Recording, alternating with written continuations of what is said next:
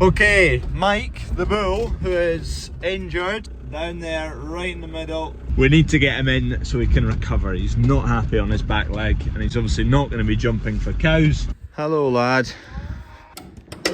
If you could just stay there for 5 minutes, please. Immediately gets up. Back right. God damn it. I'll set up the gates anyway. Let's see what we can manage.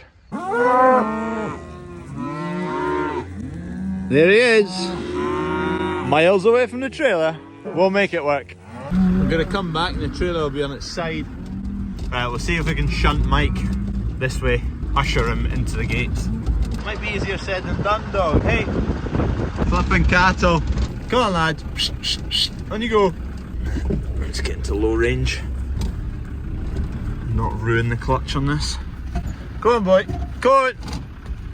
Come on, lad. Come on. Basically, we have 97 odd cattle to get seen to with a bull. We've got Euro, who's working well. He's going to get to 35 to 40. And then we've got 2 young ones now, which are basically fit for 20 each. So that gets us to 80. So we need him functioning. So we'll get him inside, hopefully get him recovered, and then get him back out again. But no, mate, just go over there. Where are you going? No.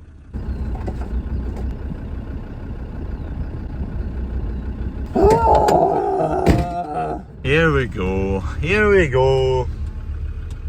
Thing is, you've just not got much time to turn injuries around because bulls are out for 10 weeks. He's picked up an injury in the first week. How long is it going to take to recover? Ideally, no more than 2 weeks. That's him basically missed the first three-week window of the cows being fertile. Missed a cycle, so he's only in there for 2 cycles. Stay there, dog, stay.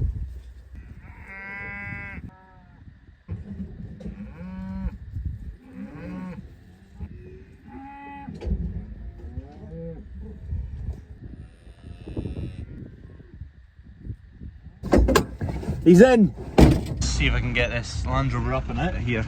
A bit more weight behind me now. An extra ton. I'm going to leave these gates here once I've got Mike sorted out. Need to come back down, and there's 2 calves in here with joint ill. I've got 2 options. I've got a steep way back, which is all dry, relatively, or all the way flat, but there's a really wet bit. I don't think I'll get through the wet bit, so the option is steep or not at all. Right, here we go. Oh, we're already spinning.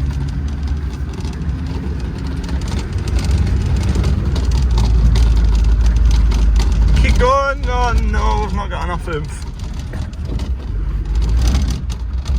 Foot down, no messing. If I get through this bit up here, I'm golden. Oh no. Come on, come on. No!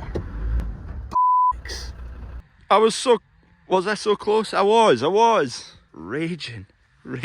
That is a bad bit to go through, but the next best alternative was significantly wetter than that and on a slant as well.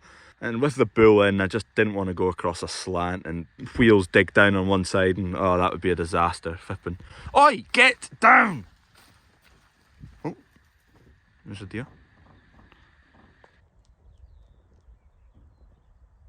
Kev's on his way with a forklift and a chain. What is it? Bad things happen in 3. Escapee bull, Land Rover stuck. Here comes my saviour. This should get me out, no bother. Big old fent.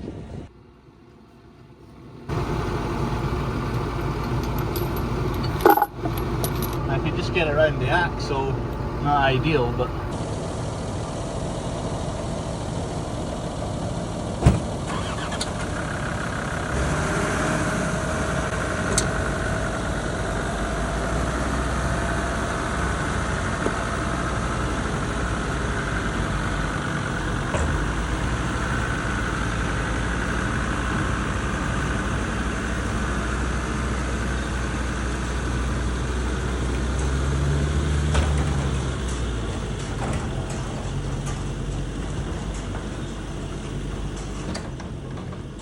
We're free. Ah, Jesus. I do have a towing strap, but it's along the road. Just for the amount of force this was needing to come out, just used a chain. I've not been stuck for ages. That was the first time in a long time. We're moving again. Get out this gate, away along the flat there, and then I'm onto the road.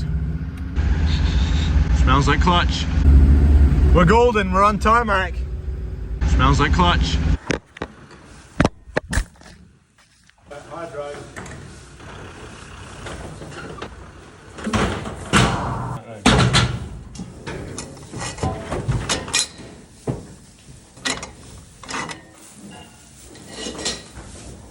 Right, the big lad here had a big crack around the front of his hoof, so we managed to kind of pull it all back, the material here, and he's got a little bit kind of raw looking there, so maybe a wee bit of an infection. So we've jagged him up, blue spray. Fingers crossed, that's the solution there. Go on boy, keep going. Let's hope he makes the recovery. Picked up a bit of a foul bit in his foot, maybe an infection, not sure. We've jagged him in case it was infected, but it was definitely a bit raw. What we're kind of needing to do before they all head out is see if someone can come and get all their hoofs looked at, all 3 of the bulls, or all 4 of the bulls now, before they head out. Just a way to fetch some more cattle, and we thought, we're going to get stuck again, so we're as well bringing the towing machine with us.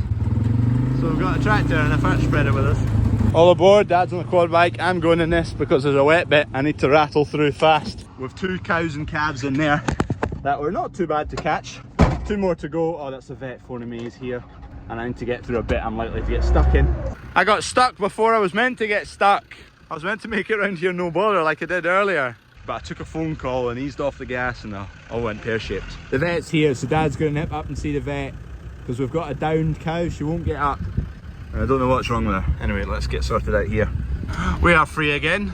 Just going to keep going like this right till the wet bit. That streak up there, that's all clearings out that ditch there. Could do a roller over the top of it to flatten it off. Could do with a spray because it'll be full of weeds. Just avoiding a few obstacles. Cows.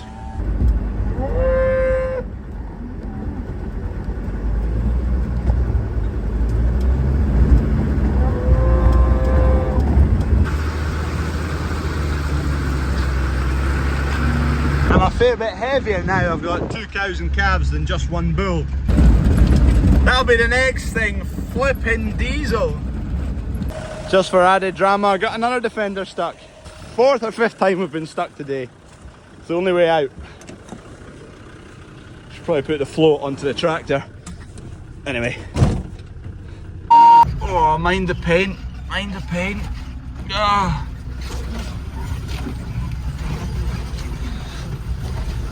One's a bit tight, Freddie. Yeah. There he is. Will we go up next to him? Yeah. So which one's he? Jimmy Neutral. That's Jimmy. Think Jimmy's working hard? Yeah. Who's your favourite? Jimmy. Jimmy's your favourite? Yeah. So when we're going out every morning, Freddie, we're just checking for any calves that might be poorly or slow or lying on their own. We'll check all the bulls, check they're all good on their legs and feet, and we'll obviously keep an eye on the cows too.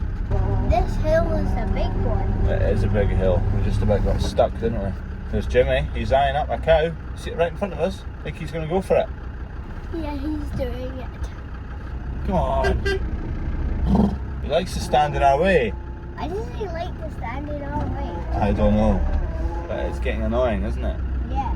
Do you see Pancake yet? There she is. Do you see her? Yeah. Where? Over there. Oh, you can. How do you know that's Pancake? If it is, I'll be very impressed. It is. How did you know that? How did you spot it so quick? I'm not really filming today, but what a crop of OSR. Beautiful as far as the eye can see. Apart from a few bits of end rig that have been nailed by pigeons. Predominantly looks like this though. Beauty. Beauty. All the OSR this year looks good. We've not had it this good for a lot of years. Had almost 0 flea beetle damage. Beautiful. Almost 0 slug damage. Beautiful. A bit of pigeon damage. Mint. Jimmy's getting on well. Seen him serving a few cows. Euro's just doing his thing as well. He's over there. He's getting on fine. No worries about him. Jimmy's a new boy, so just keeping a keen eye on him. But he's been doing well. I'm just out spraying and I was just reading some news headlines, and unfortunately they found a case of BSE in Scotland, in Ayrshire. BSE, mad cow disease, bovine spongiform encephalopathy is its official name. It was a devastating disease for cattle in the late 80s, early 90s, which is transferable to humans predominantly through the food chain. It's all to do with the nervous system in the cattle. What do they call it? Prophy? Is it prophy they call it? It's like parts of the nervous system which are like similar to proteins, but are called prophy. Prophy? Don't know if I'm getting that word quite right, but anyway, they become deformed and they attach to other proteins which then deform them. Forms all these deformities. It results in basically holes in the brain of the animal. That's where the spongiform comes from in BSE. The S is spongiform.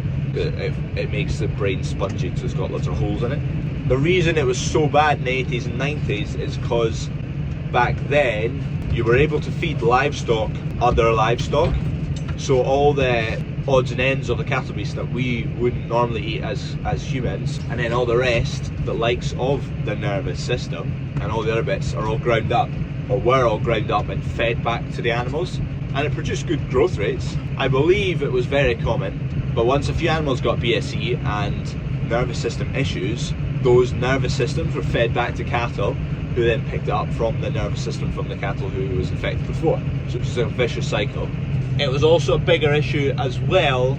Not only were the cattle all needing to be slaughtered because they had this disease, but it was transferable to humans. And the way it was transferred to humans was the same concept. The byproduct, once the normal cuts were taken off a cattle beast, they were allowed to be put into the likes of sausages and whatnot. So then it was picked up by humans. I think, if I'm right in saying, about 200 or just over 200 people died from BSE.